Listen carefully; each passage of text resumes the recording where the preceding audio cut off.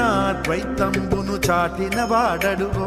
వైదిక ధర్మము నిలిపిన ఆచార్యుండడుగో విశిష్టాద్వైతంబును చాటిన వాడడుగో వైదిక ధర్మము నిలిపిన ఆచార్యుండడుగో గోపురాణ తిరుమంత్రము చాటిన వాడడుగో మోక్షానికి మార్గమైన రామానుజులరుగో గోపురాణ తిరుమంత్రము చాటిన వాడడుగో